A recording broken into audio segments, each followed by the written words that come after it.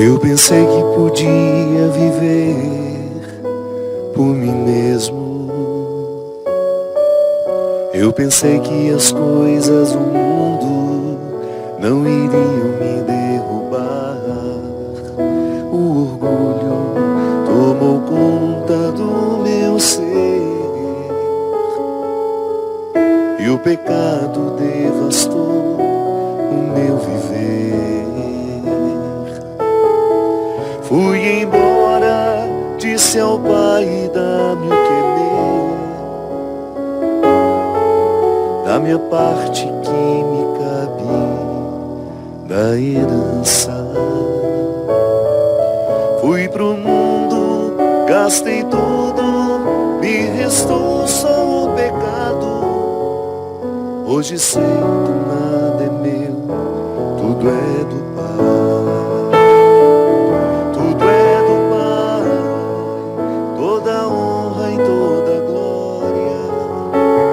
Dele a vitória alcançada em minha vida. Tudo é do Pai. Se sou fraco e pecador, bem mais forte é o meu Senhor, que me cura por amor. Tudo é do Pai, toda a honra e toda a glória. Dele a vitória alcançada em minha vida. Tudo é do Pai. Se sou fraco e pecador, bem mais forte é o meu Senhor, que me cura por amor. Eu pensei que podia viver por mim mesmo. Eu pensei que as coisas do mundo não iriam me derrubar. O orgulho tomou conta do meu ser e o pecado devastou o meu viver. Fui embora, disse ao Pai, dá-me o que é meu, da minha parte que me cabe da herança. Fui pro mundo, gastei tudo, me restou só o pecado. Hoje sei que nada é meu, tudo é do Pai. Tudo é do Pai, toda a honra e toda a glória. É dele a vitória alcançada em minha vida. Tudo é do Pai. Se sou fraco e pecador, bem mais forte é o meu Senhor, que me cura por amor. Tudo é do Pai, toda a honra e toda a glória. É dele alcançada em minha vida. Tudo é do Pai. Se sou fraco e pecador, bem mais forte é o meu Senhor, que me cura por amor.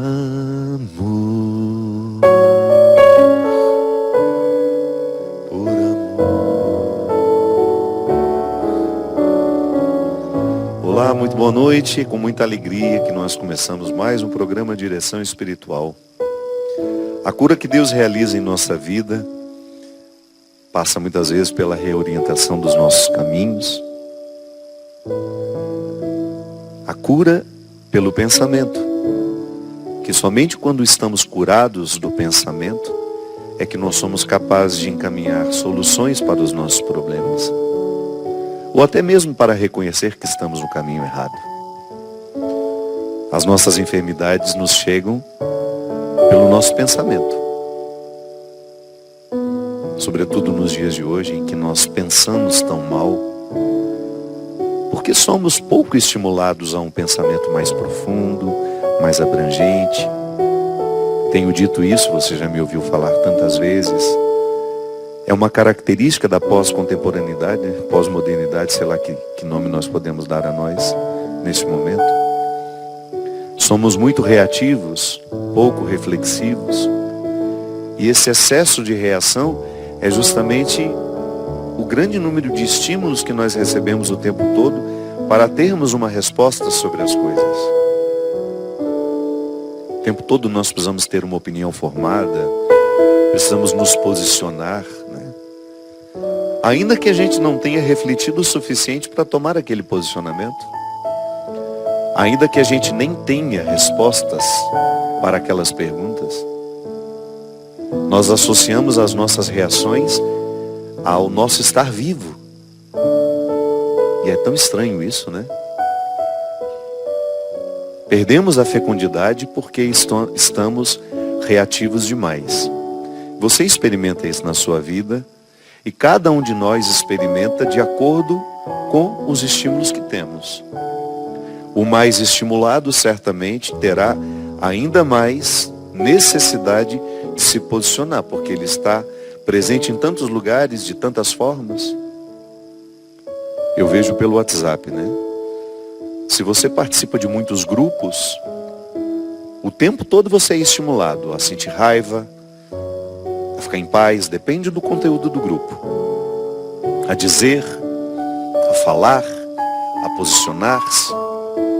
E isso vai gerando um déficit dentro de nós. Às vezes nós estamos exaustos ao final do dia e a gente não sabe por quê. É um cansaço mental mesmo de ter dado conta de tantos estímulos, respostas a muitos estímulos. Eu pessoalmente, minha gente, acho que vai ficar cada vez mais difícil nós sermos homens e mulheres fecundos. Porque a fecundidade exige o contrário, né? Exige recuo, silêncio, serenidade, tranquilidade. Tudo que hoje nós não temos. Eu costumo dizer que nós somos protagonistas de um tempo que nunca houve igual em outro momento da história da humanidade. Nós já tivemos muitos fenômenos iguais, parecidos em momentos diferentes da história. Mas isso que hoje nós vivemos, de termos este excesso de comunicação à nossa disposição, esse excesso de informações, nunca na história da humanidade as pessoas foram expostas a isso. Então nós somos protagonistas de um tempo que ainda não foi suficientemente vivido para saber as consequências disso em nós. Estamos estimulados o tempo todo, temos uma facilidade imensa de nos comunicarmos, de nos conectar com outras pessoas. Os nossos filhos já estão nascendo assim. E as consequências nós ainda não vimos, porque nós estamos protagonizando. Ninguém viveu isso antes de nós para a gente saber o que isso causaria. Nós já sabemos o que o excesso de sal faz na vida de uma pessoa. Por quê? Muitas gerações já morreram antes de nós por conta do excesso de sal na alimentação. Nós já vimos muitas pessoas morrerem por causa do cigarro, porque outras pessoas viveram antes de nós. Eu fico pensando, né? Até que a ciência chegou à conclusão, a associação do câncer com o tabaco, quantas pessoas, quantas gerações inteiras morreram sem saber que usar aquele cigarro, fumar aquele cigarro, estimularia células cancerígenas, produção de células cancerígenas. Quantas pessoas morreram por não saberem que o excesso de sal elevava a pressão arterial, aumentava o risco de AVCs? As pessoas morriam disso e a gente nem sabia o que tinha acontecido com elas. Em outros séculos, as pessoas morriam de um fenômeno que é comum ainda hoje, claro. As coisas não mudaram. O sal continua fazendo mal. Só que hoje nós somos conscientes, né? Já avançamos para compreender aquilo que foi vivido antes de nós, com os olhares auxiliados pela ciência. Então nós já sabemos que cigarro mata. Então se hoje eu acendo um cigarro, eu já sendo consciente do mal que ele me provoca. É por isso que é tão estranho, né? O vício é uma mobilização cerebral que nos faz esquecer dos malefícios daquilo que nós procuramos. Então, quando eu estou viciado numa determinada situação, eu fico cego para aquilo que é maléfico no que me vicia. É por isso que uma pessoa, mesmo estando consciente de que o cigarro faz mal, ela acende o cigarro mesmo assim. E continua alimentando um ciclo de morte, porque joga para dentro do corpo o tempo todo substâncias tóxicas que fazem mal. É estranho por que a gente escolhe isso, né? Mas faz parte. O álcool é a mesma coisa. Quantas pessoas morreram antes de nós? Consequências do álcool. Então hoje nós estamos protagonizando um tempo que nos priva, um estilo de vida que nos priva muito da quietude, do silêncio, da concentração. Eu lhe desafio a pensar o quanto você deixou de ler nos últimos tempos por causa do celular. O celular rouba o nosso tempo que antes era da leitura. Eu não estou falando somente de uma pessoa, não.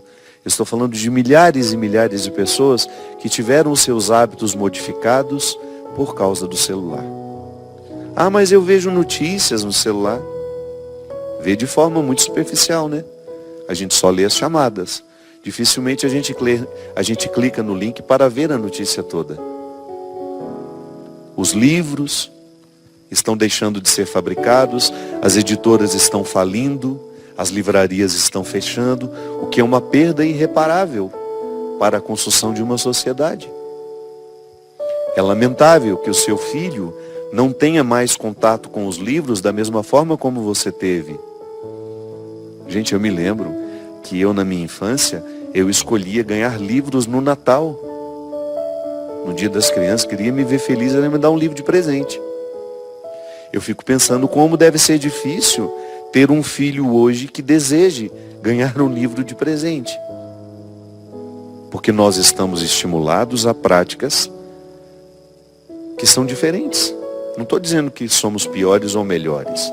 Estou apenas dizendo que somos diferentes e que o cultivo desse estilo de vida já está gerando prejuízos em nós que nós já podemos identificar. Uma delas é justamente a incapacidade de refletir sobre aquilo que estamos vivendo. Acho que nunca fomos tão gado, tão mecânicos na condução de nossas vidas como nos dias de hoje. Eu, vida de gado, povo marcado, povo infeliz. Zé Ramalho tem razão. Então hoje, o nosso estilo de vida, quando eu digo que Deus precisa nos curar, porque Deus nos cura de acordo com a doença de cada tempo. Jesus curou muito leproso, que era uma doença muito típica daquela época. Hoje que a gente tem muito menos leprosos. A gente quase nem vê mais a lepra, né? Graças a Deus. Jesus curava enfermidades que eram próprias daquela época. E se hoje, minha gente, nós podemos eleger uma enfermidade que seja comum a todos nós, é justamente a nossa incapacidade de reflexão. É o nosso excesso de dispersão. Eu, como pregador de retiro, e eu não gosto de retiro para muita gente, não. Sempre que vou pregar de retiro, e eu prego por prazer, viu? De vez em quando eu reúno um grupo de pessoas, eu tenho lá o meu centro de espiritualidade, não é um lugar que eu quero que fique cheio, não é um lugar que eu quero gente curiosa para saber como é, não. Eu quero gente de busca, de desejo, de aprofundamento, de vida interior, porque já chega aquilo que na minha vida é dispersão. Então quando eu vou fazer retiro, eu não vou para pregar retiro para os outros, eu vou porque eu quero fazer também. E vou dizer para vocês, a nossa maior dificuldade, hoje não, porque o nosso público acabou compreendendo qual era a nossa proposta. Mas eu vou dizer uma coisa para vocês, hoje o maior desafio, mesmo estando dentro de uma casa de retiros, com o desejo de viver um recolhimento, e não é de muito tempo não.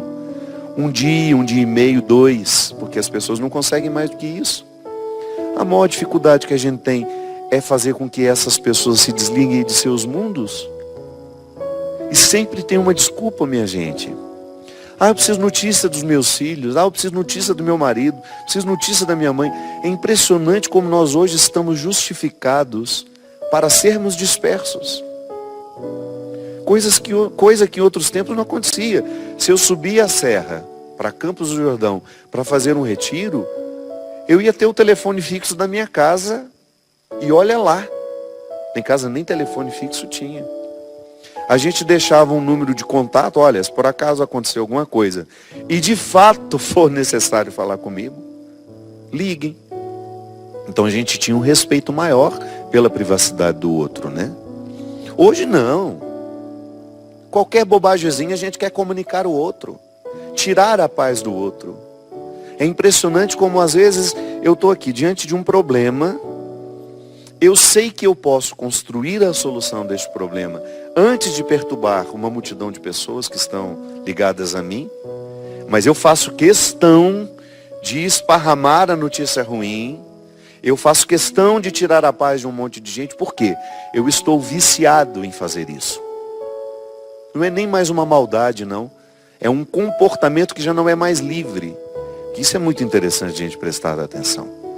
O meu comportamento, eu o tenho de forma livre ou eu tenho de forma condicionada? O livro, Por Onde For o Teu Passo, que lá esteja o teu coração, é uma reflexão justamente sobre isso tudo que eu estou falando com vocês. Na verdade é um retrato dos nossos dias. O personagem que tem aqui, que conversa com sua consciência, é um pouco de todos nós. E aqui há um momento em que a consciência mostra para ele que nem sempre o nosso jeito de ser é livre. Porque quando é que o meu comportamento é livre? Quando eu estou consciente e diante da consciência que tenho, eu escolho fazer aquilo. Minha gente, o meu comportamento hoje, reativo, ele é muito pouco livre, porque eu estou condicionado a tê-lo. E quanto mais eu o reproduzo, menos livre eu fico para decidir não reproduzi-lo. Volto ao retiro. Então, quando eu tenho um grupo ali de 20 pessoas no máximo para viver 2 dias de retiro comigo, qual é a nossa maior dificuldade? Desligar-nos do mundo que nos estimula. E volto a dizer, sempre justificados. Dá um intervalo entre uma palestra e outra, em vez de sair, contemplar aquela natureza maravilhosa que nós temos, respirar um ar puro, que isso faz falta. Eu, quando subo a Campos do Jordão, que é um dos meus lugares preferidos no mundo, quando eu respiro aquele ar, quando eu olho para aquela, eu esqueci como é que chama, é uma coisinha vermelha que dá nos cascos das árvores. Não sei se aquilo é um fungo, é uma bactéria. Líquen. O que é isso, um líquen? É um fungo? Um líquen. Joga aí no Google para a gente saber. Só dá em lugares em que o ar é puro, não é isso? E eu fico tão feliz de ver que tudo lá tem líquen nas árvores. Aí eu respiro profundamente. Por quê? Ali eu estou vivendo todos os rituais que o meu corpo precisa para o desligamento. Tudo aquilo que me cansa. Graças a Deus, o celular não pega. Então, às vezes, as pessoas ficam penduradas na ponta das árvores para ver se elas pegam um sinal.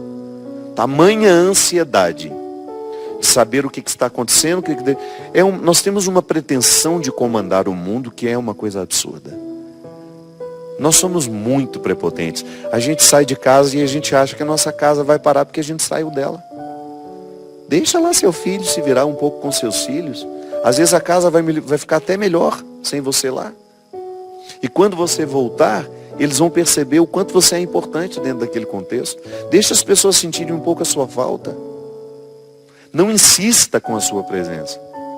Mas nós não estamos livres para não agir assim. Estamos todos muito condicionados. Todos muito condicionados a ter respostas rápidas o tempo todo, a responder porque o outro... vai nos enchendo aquela caixa de mensagem, vai enchendo, vai enchendo, vai enchendo, vai enchendo. E você tem um mal-estar, um cansaço, que passa justamente pelo excesso de cobrança que você sabe que existe.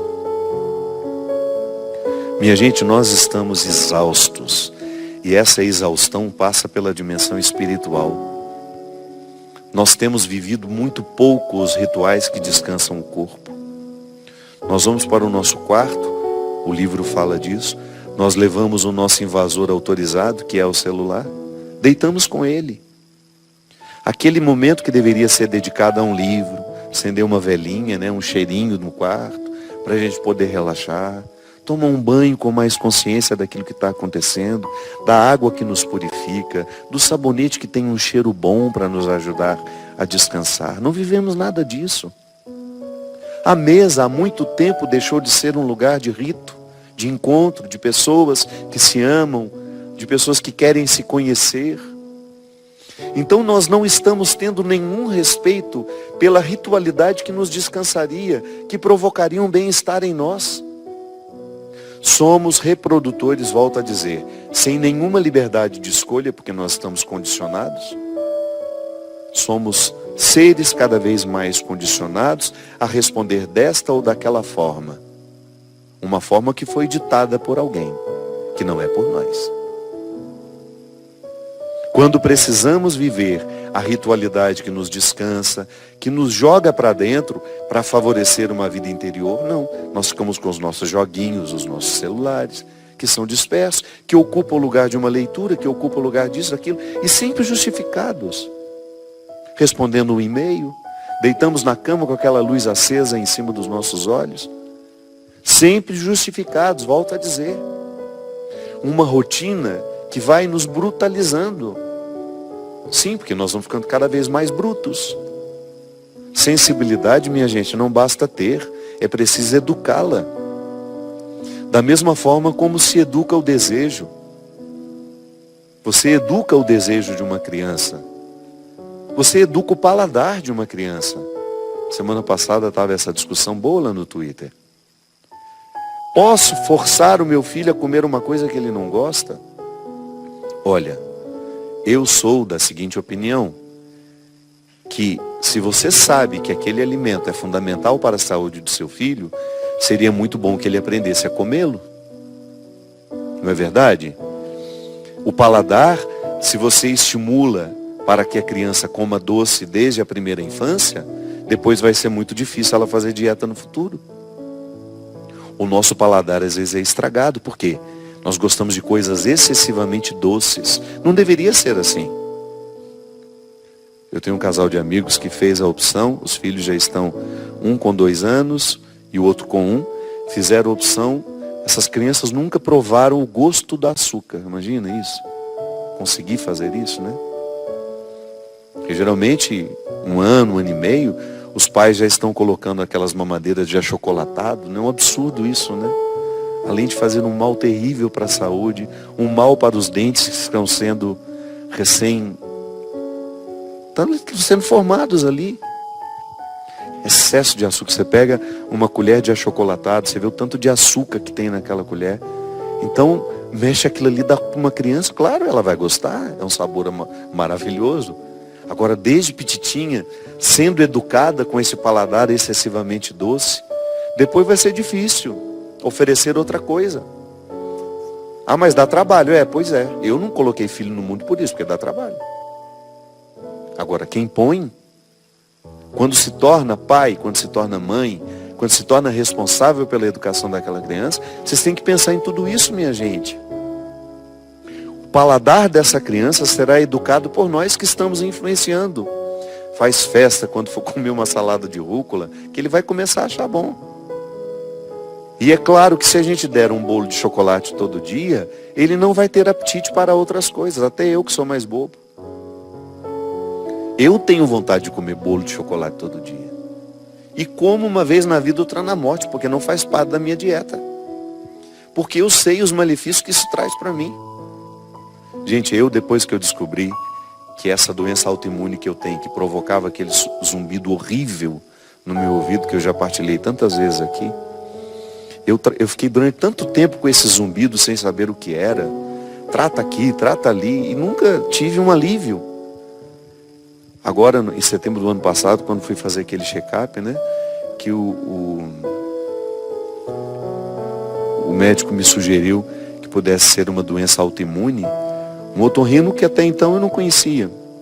O Dr. Daniel, lá de Taubaté, que sempre me acompanhou, com muita competência, ele já tinha falado para mim da dieta. Ele falou: padre, pode ser isso, pode ser aquilo, e tudo isso se trata com dieta.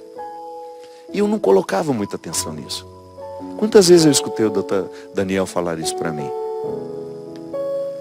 Só que aí, quando eu fui fazer esse check-up, né? E de repente acendeu a luz. Gente, eu vou dar uma oportunidade para essa tal da dieta, que é justamente a supressão de açúcar, sal, excesso de sal e gordura. Muito difícil. Uma dieta difícil. E eu comecei a fazer. Minha gente, quando eu comecei a ter os benefícios. Quando hoje eu deito a cabeça no meu travesseiro, eu não escuto barulho nenhum mais no meu ouvido. Aí toda vez que eu vejo o bolo de chocolate gritando o meu nome, toda vez que eu vejo o doce gritando o meu nome, eu lembro do silêncio que eu tanto quis e eu não tinha mais direito a ele. Por quê? Porque eu vivia um problema que eu não sabia a causa e que estava muito associado à minha alimentação. Tirei a carne vermelha de maneira radical desde o ano passado. Claro, fiz o tratamento que tinha que fazer. Fiquei inchado até um tempo, né, por causa dos corticoides, aquela coisa toda. Mas hoje eu sinto que o meu bem-estar está muito ligado, associado a essa dieta, a essa disciplina. E você acha que eu não preciso me educar todos os dias? Preciso. Porque eu continuo a criança que continua tendo o desejo de ter aquele doce toda hora. Aquela comida diferente todo dia. Não. Então nós precisamos ser curados hoje de tantas coisas. Pode ser que você esteja me ouvindo e esteja lembrando de que você também tem um problema de saúde que está diretamente associado aos seus hábitos alimentares. E que você, infelizmente, tenha vivido durante muito tempo como eu. Sabendo que poderia fazer uma dieta, que fazer essa dieta seria uma opção de tratamento, como o Dr. Daniel sempre me sugeriu, e eu deixava para lá. De repente você está me ouvindo e fala: nossa, quem sabe eu experimento isso na minha vida também. Cortando refrigerantes, excesso de sucos, tudo aquilo que vai muito açúcar, tudo aquilo que tem muito, mas muita gordura. E você começa a descobrir que há uma forma de cuidar de você que é curativa. É uma forma inteligente. Você começa a minimizar o poder do seu lado excessivamente reativo. Porque até sobre nós, minha gente, sobre o que nós comemos, sobre o que nós bebemos, a maneira como lidamos com o nosso organismo, passa o tempo todo pela reflexão. Porque às vezes nós estamos ficando adoecidos, é porque a gente não reflete o nosso comportamento. Nós vamos repetindo, volto a dizer, e quanto mais a gente repete, menos livre a gente fica, porque a repetição, ela faz justamente com que eu fique amordaçado. É como comer errado todos os dias, você vai se acostumando, o seu organismo vai ficando doente a partir daquele método, daquela forma de viver, forma de se alimentar, e de repente você não tem mais liberdade para agir. Você está absolutamente condicionado àquilo que lhe mata. Então hoje, quando nós cantamos que Deus nos cura por amor, Deus nos cura, sobretudo quando Ele consegue, a partir da nossa reflexão, conscientizar-nos de que a forma que estamos vivendo precisa ser revista. Sim, eu não acredito que os milagres cairão em cima de nós e que da noite para o dia estaremos curados de nossos hábitos nocivos. Não. É mediante conscientização e mudança de comportamento que nós expulsamos os hábitos nocivos da nossa rotina. Nós vamos para um rápido intervalo e a gente volta já já com o programa Direção Espiritual.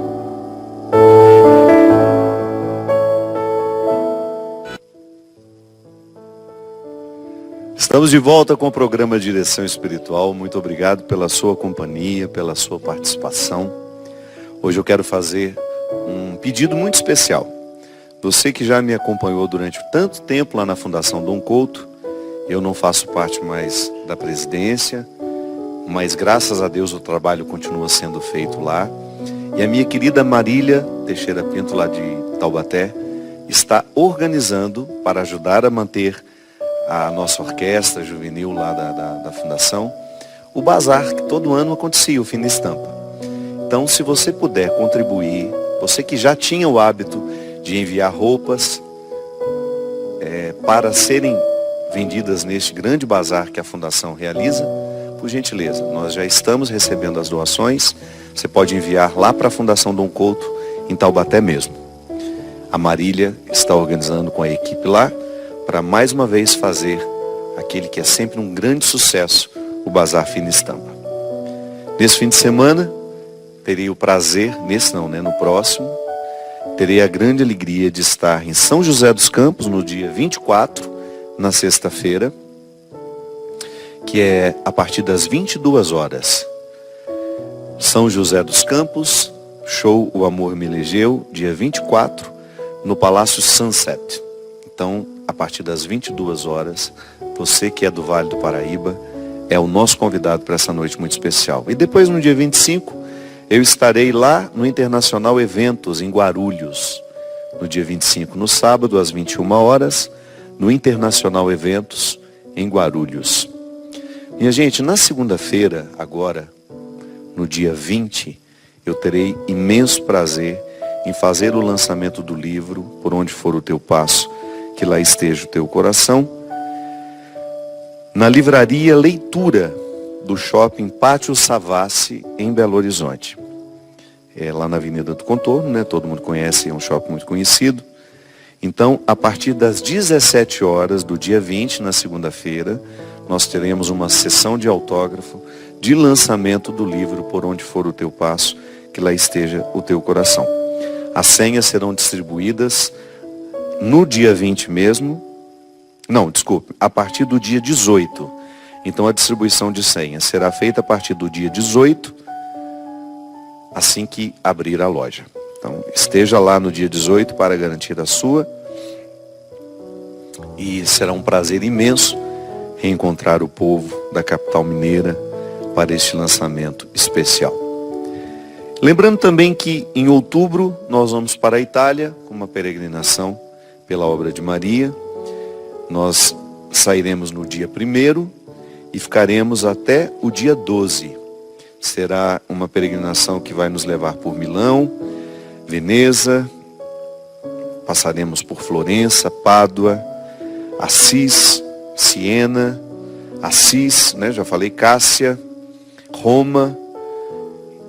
Serão 10 dias de muita convivência, espiritualidade e uma oportunidade também de descansar bem acompanhados, A peregrinação sempre nos proporciona experiências riquíssimas do ponto de vista espiritual, mas também nos ajudam a viver um descanso que possa nos favorecer a vida interior também. Eu tenho falado muito sobre isso. Quando a gente sai de casa, a gente deveria ter um pouquinho mais de respeito por nós, Às vezes a gente sai para viver coisas tão cansativas, tão exaustivas. Então até a forma como nós conduzimos, escolhemos o nosso lazer, às vezes não é muito inteligente, não. Às vezes a gente não tem a sensibilidade de perceber se aquilo que nós estamos escolhendo viver, de fato nos descansa. Às vezes nós vamos ter um único dia para descansar e a gente é infeliz na escolha como queremos passá-lo. Também faz parte de uma reflexão, Acho que se você vai ter a oportunidade de viver esse descanso, que ele seja bem coerente com aquilo que de fato você está precisando hoje. Eu acho que eu pessoalmente gosto muito de ficar em casa, porque viajo muito, vou muito para lá e para cá. Então ficar em casa para mim é a maneira mais eficaz de descansar. porque a minha casa me devolve tantas coisas boas. Eu gosto sempre de dizer que a casa não é um aglomerado de paredes, a casa é um sentimento que nos ocorre, né? E nós vamos atrás desse sentimento. Então, se eu sei que estar com aquele amigo provoca em mim um sentimento bom, farei de tudo para estar mais vezes com ele. Nós procuramos as pessoas de acordo com o sentimento bom que elas nos despertam. Da mesma forma como também, às vezes, queremos evitar algumas pessoas porque o sentimento que ela nos desperta não é agradável. E eu sei que seria uma imaturidade da nossa parte a gente pensar que nós só conviveremos com pessoas que nos despertam bons sentimentos. Não. Nem sempre isso é possível. Você tem vínculos que são obrigatórios, que você vai ter que lidar, que você vai ter que cuidar. Mas quando passa pelo processo de escolha, eu acho que ali é um momento em que você, de fato, teria o direito, né, de escolher onde você quer estar naquele momento, com quem você gostaria de estar. Aliás, eu acho que isso é um privilégio, é um luxo, a pessoa ter o direito de escolher isso. Então, na minha rotina, tenho muitas obrigações, mas quando eu não tenho obrigações, eu faço questão de gastar o meu tempo com situações que me elevam, com pessoas que vão me despertar esse sentimento bom. Porque são esses momentos, minha gente, que reforçam a nossa imunidade espiritual. Nós ficamos às vezes muito adoecidos porque nós prejudicamos muito a nossa imunidade emocional. A gente fala sempre da imunidade do corpo, né?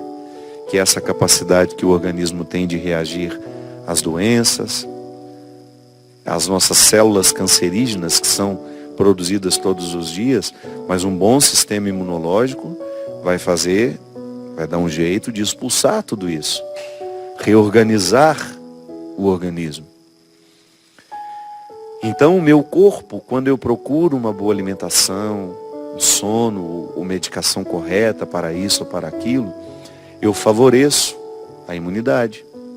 Então a gente sabe dos alimentos que nos ajudam a ter uma boa saúde. Só que a gente também precisa pensar que emocionalmente nós temos necessidade também de ter uma imunidade. Você sabe exatamente do que eu estou falando. Há situações, há acontecimentos que você percebe uma exaustão emocional. É como se você tivesse passado o dia no combate. Chega aquele dia ao final e você está muito, mas muito desgastado. Você teve ali um ataque à sua imunidade espiritual e emocional. E como é que a gente repõe isso? Você primeiro tem que saber o que você gosta, né? Quais são as suas atividades preferidas? Voltar para casa, tomar um banho, pegar um livro, ver um bom filme. Não é só descansar o corpo, mas é você proporcionar a reconstrução, a restituição da sua imunidade emocional. Nós sabemos exatamente o que isso significa quando a gente vai ficando capaz de perceber o que nos descansa e o que nos cansa. Pessoas, é impressionante. Digamos que eu tive um dia pesado, difícil. É possível que eu chegue em casa sobrecarregando aqueles que estão na convivência comigo. Me torno um fardo para eles, porque a minha energia está negativa. E existem pessoas que vivem sempre com a energia negativa. Por quê? Estilo de vida. O que deixa a nossa energia mais leve, mais agradável, para que os outros, quando estiverem perto de nós, percebam que é bom estar ali, é o nosso estilo de vida. É o que nós pensamos, é o que nós sentimos, é o que nós falamos, é o que nós buscamos. Você sabe exatamente do que eu estou falando. Há pessoas em que a gente tem uma enorme satisfação de ficar perto. É energia boa.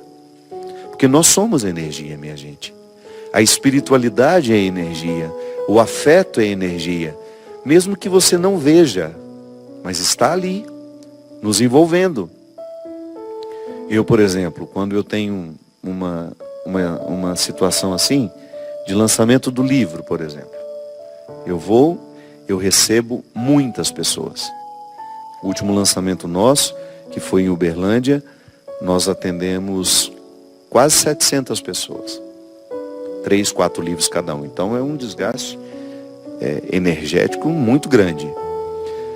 E a gente percebe direitinho aquela pessoa que se aproxima para deixar uma coisa boa com você, um sentimento bom, e graças a Deus é a grande maioria.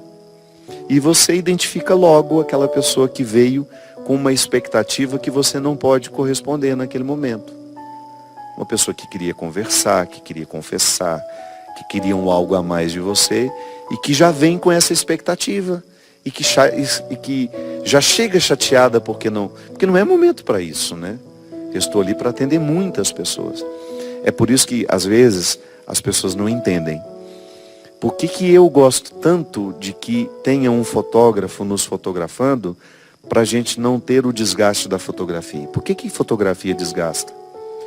Porque para aquele que está vivendo o momento, eu sempre parado ali no mesmo lugar, é um desgaste terrível ter que parar, ficar sorrindo e eu perder a oportunidade de viver um momento com a pessoa, que é conversar, escutar um pouquinho dela, naquele rápido momento que nós temos. Então, digamos que a gente vai ter 40 segundos, 1 minuto no máximo, para o nosso encontro. Se a gente o desperdiça com uma fotografia, então deixa que o outro fique fotografando enquanto a gente está se encontrando. Porque isso eu já concluí, é meu, faz parte de mim. Eu tenho consciência de que a coisa que mais me desgasta no meu dia a dia são as fotografias desses eventos. Quando eu tinha que ficar parado para fazer a foto, com quase 1000 pessoas, eu saía dali, minha gente, quase que precisando ser hospitalizado, de tanto desgaste.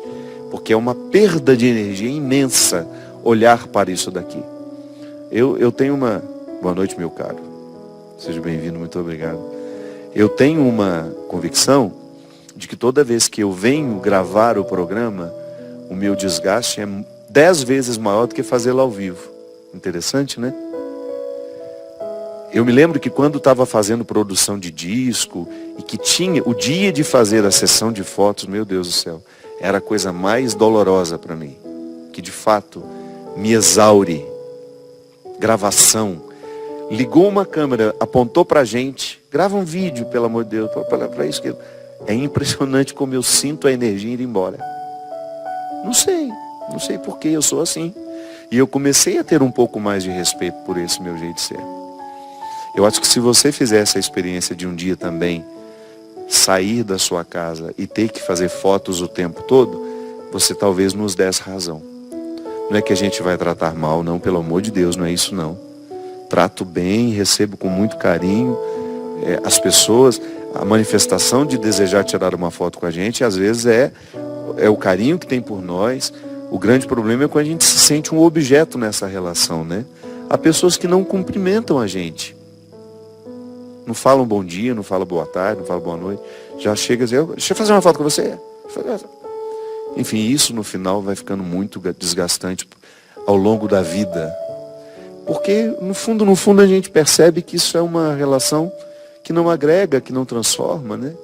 É tão bom a gente conversar com as pessoas. E uma das coisas que eu mais lamento do meu dia a dia é justamente ter perdido a oportunidade de encontrar as pessoas, de ser tratado com espontaneidade, com naturalidade. Eu acho que essa é a grande solidão de toda pessoa pública. No fundo a gente gostaria de ir à padaria e voltar normalmente como todo ser humano faz, né? Então, a energia que nós trocamos, ela pode ser pesada ou pode ser leve. Você sabe muito bem, porque você tem a sua experiência no seu dia a dia, diferente da minha. A minha experiência não é a mesma que a sua. Mas você também sabe exatamente o quanto algumas pessoas lhe pesam e o quanto outras pessoas lhe fazem bem porque lhe aliviam. Isso é muito, muito fácil de identificar. Então, quando você tem a necessidade da reposição da vida afetiva e não o faz, você vai ficando doente sem perceber.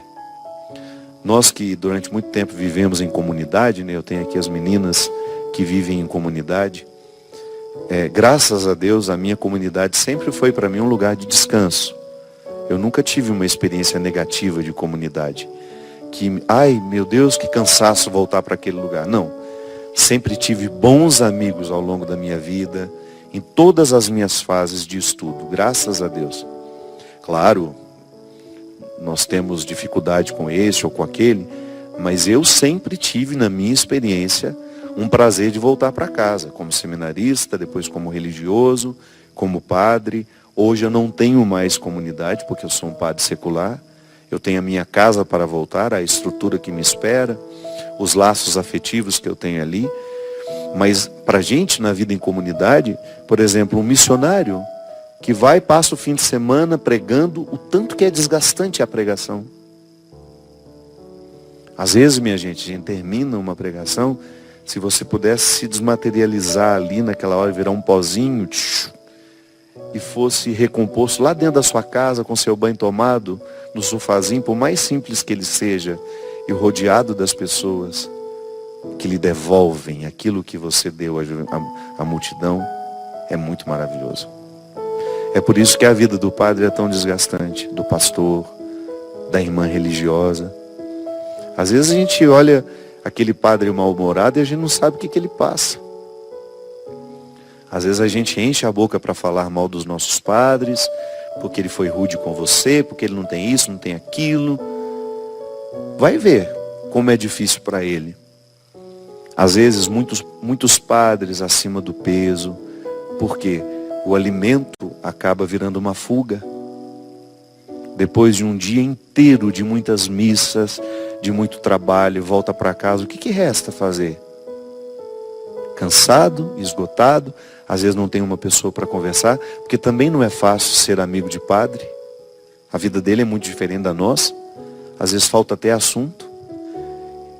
Geralmente domingo à noite já está todo mundo, cada um no seu mundinho, né, tentando reencontrar as forças para começar a segunda-feira.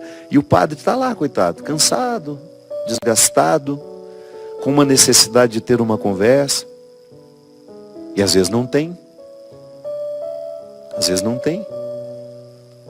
A solidão dos padres, a solidão dos líderes religiosos. Então, quando eu volto para minha casa, eu tenho que ficar atento à restituição da minha imunidade emocional. E com você não é diferente. Às vezes você vai ficando emocionalmente cansada porque está faltando rituais de restituição. Eu sei, quem tem cachorrinho, quem tem um petzinho em casa, seja um gato, um cachorro, agora muita gente tem porco, tem de tudo ultimamente, né? Se não é um bicho de sangue frio, porque o sangue frio não interage, né? Tem gente que tem cobra, mas você chega lá, a cobra está do mesmo jeito que ela estava, ela não vai fazer uma festa porque você chegou. Eu nunca vi uma cobra na pontinha do rabo feliz porque seu dono voltou. Ela te recebe com a mesma frieza de quando você foi. Os nossos pititicos não. Eu chego lá em casa, parece que tem 30 anos que eles não me veem.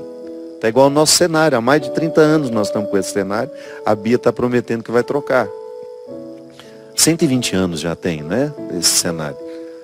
Enfim, eu chego em casa, é uma festa. E às vezes, minha gente, tem só 20 minutos que eles ficaram do lado de lá e a gente ficou do lado de cá. Tudo depende de como você fala com eles. Se você fala com um jeito festivo, eles comemoram como se tivesse chegado naquele momento também. E é impressionante como esses bichinhos nos devolvem emocionalmente. Senta lá no chão, deixa eles te lamberem. Sabe, claro, se você não gosta disso, eu pessoalmente gosto. Porque me faz bem.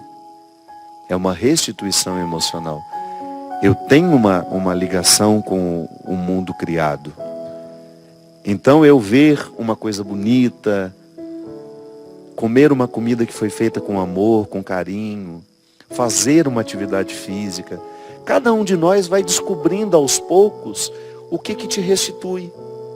Às vezes deitar um pouquinho na cama com sua mãe, com seu pai, com seu filho. Fala nada, só toma um banho e fica ali, faz um carinho, recebe um carinho. Como isso é importante na restituição da nossa saúde emocional. A oração, para nós que cremos em Deus, né? Para quem não crê em Deus, o silêncio, a necessidade do silêncio para o reequilíbrio do corpo, do espírito, é tão importante. Eu sempre compreendi a oração como um exercício de restituição de perdas. Aquilo que eu perdi, pela força da oração, do ritual da oração, eu vou conseguindo fazer acontecer dentro de mim. E é por isso que quando nós falávamos no início do programa, de que nós precisamos ser curados, às vezes, de uma rotina que não favorece o nosso crescimento, nós falamos justamente disso. Preciso olhar para o meu jeito de viver e procurar, onde é que eu me restituo? Eu, pessoalmente, tenho uma facilidade muito grande de ser restituído pela literatura, pela música. Eu não escuto qualquer música. Há muito tempo eu não tenho o hábito de ligar rádio. Porque às vezes eu tenho uma sensação de que a rádio ela não conhece o meu gosto musical. E tá certo. Muitas vezes hoje as rádios elas giram em torno do poder econômico, é aquilo que precisa vender. E nem sempre eu estou disposto a consumir aquilo que os outros querem vender. Então, quando eu vou ouvir música, eu quero me dar o direito de escolher a música que me fará bem. Porque eu tenho na música uma oportunidade de restituir o meu emocional. Há músicas que me fazem muito bem. Quando escuto, provocam bem-estar, me tranquilizam, me deixam em paz. Da mesma forma como há outras que me deixam irritado. É igual quando a gente está assim, chega em casa cansado, barulho de televisão, meu Deus do céu. Há uns barulhos de televisão que são extremamente irritantes. E a gente não percebe mais que eles estão nos irritando. Porque às vezes a nossa casa ela é tão barulhenta, são tantas coisas sendo faladas ao mesmo tempo, tanto ruído sendo provocado, que de repente se alguém ousa desligar, meu Deus, como isso estava incomodando a gente não percebia. Só que eu percebo. E eu faço questão de continuar percebendo, porque é uma questão de qualidade de vida para mim. Eu não quero ser como todo mundo, que não se incomoda com o barulho, que não se incomoda com aquilo que está sendo provocado ao meu redor e que às vezes me dificulta de viver essa restituição emocional. Então, minha gente, tomar consciência disso é muito importante. Por isso que eu tenho falado tanto deste livro novo. É pela satisfação que eu tenho de ter um texto que eu acho que será muito válida para todo mundo que esteja necessitado de repensar o estilo de vida que nós estamos vivendo. E é bom que agora a Canção Nova está vendendo também, não está? Você pode ligar aqui no 0 Operadora 12 3836 2600. Além de você levar um livro que vai lhe ajudar a pensar a vida, você ainda ajuda a Canção Nova a pagar as suas contas, que são muitas por aqui. Qualidade de vida, minha gente, em todos os aspectos. A vida cristã, tenho cada vez mais consciência disso. Quanto mais Deus cresce dentro de nós, maior fica o nosso bom gosto e a nossa exigência com aquilo que nós queremos viver. O diabo nos nivela por baixo e ele vai nos oferecer aquilo que há de mais podre, de mais estragado, e a gente vai se sentir satisfeito. Mas Deus não. Deus põe a mesa, é banquete. Banquete de coisas boas, que não significam serem luxuosas. Não. Às vezes a simplicidade é o bom gosto. O bom gosto está na simplicidade. Porque é Ele que nos realiza. É Ele que sopra espírito dentro de nós e vai qualificando cada vez mais para que a gente não fique doente nem no corpo, nem na alma. Obrigado pela sua companhia. Se Deus quiser, na semana que vem estaremos juntos. Que Deus abençoe você e lhe dê cada vez mais o discernimento de saber o que você precisa fazer para começar a restituir a sua saúde física e também a sua saúde emocional. Derrame sobre nós a bênção e a proteção do céu, do Deus Todo-Poderoso, Pai, Filho e Espírito Santo. Amém. Muito obrigado. Eu pensei que podia viver por mim mesmo, Eu pensei que as coisas do mundo